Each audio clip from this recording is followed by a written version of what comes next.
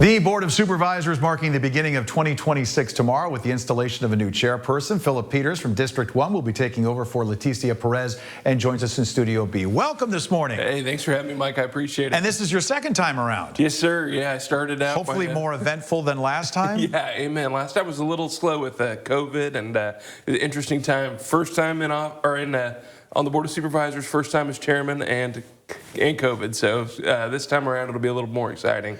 Is there anything that you sit back and you see as potential, something that the board is going to have to be talking about or dealing with in 2026, or does it sort of just occur naturally as the year progresses? You know, I think right now, what we've been seeing with the state, with budgets, with shifting responsibility toward counties, municipalities, state budget deficits have been significant.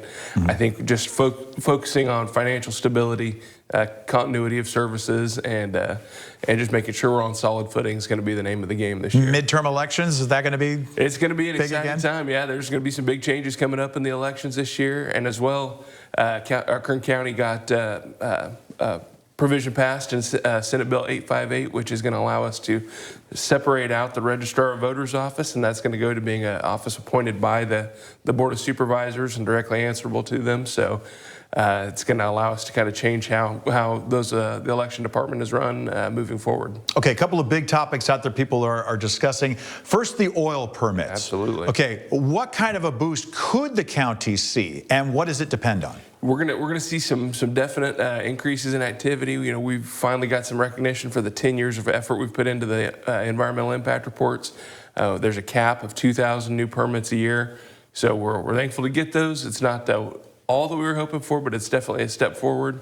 Unfortunately, we're gonna have to keep calling on our regulators to work with us to keep refining capacity open and to let us, use that. Right now, what we've seen is not a decrease in demand, but a decrease in production. And so California is really going to have to start thinking more about how we're going to address those demand needs in the years ahead. And if we can't move the oil, does that impact the revenue? Absolutely. If we can't, so we can drill it all we want, but if we can't, there's nowhere to send it. We're going to have the same problem on our hands. So we're going to see potentially significant increases in the price of gasoline if we don't start addressing those supply chain issues. Another big headline that people have been talking about, the ICE facilities in Kern County.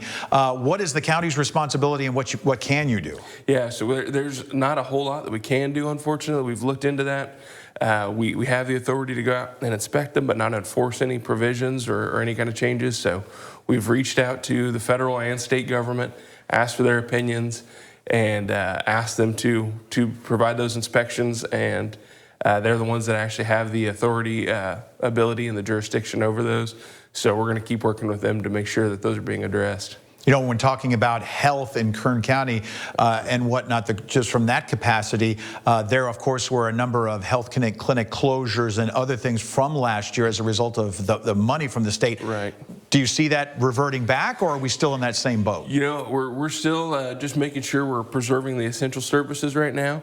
We're looking at what we can do to expand, moving forward and get those positions back. Right now, we're really focusing on public safety. It's been a huge demand from the public, and so we've got a new sheriff's substation open. We're opening a new fire department station. We're going to continue to grow those services. We're increasing our recruitment efforts, and so I think we're just right now trying to make sure that we're in a strong foundational position.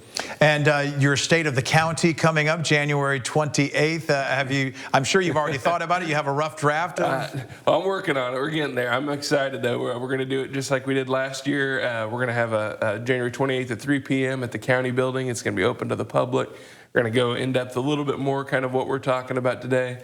And another thing that's kind of tie into that I'm really excited about is this year is going to be the 160th anniversary of Kern County, 175th of California, and the 250th of the United States. And Bakersfield's going to be highlighted by the federal government as one of the few cities in California that's going to be part of the big festivities nationwide. So it's going to be an exciting year for the community. Wait, is this your responsibility to throw the party then? Is that yeah, something okay, like that. I just wanted to... Yeah, so you're going to be the first to know when we get the plans. I appreciate it. You can come back here and we'll talk all about That's a deal. Phillip, thank you so much. Phillip Peters, thank you, Mike. Incoming chairman for the Board of Supervisors, and best of luck this year. Thank you, Mike.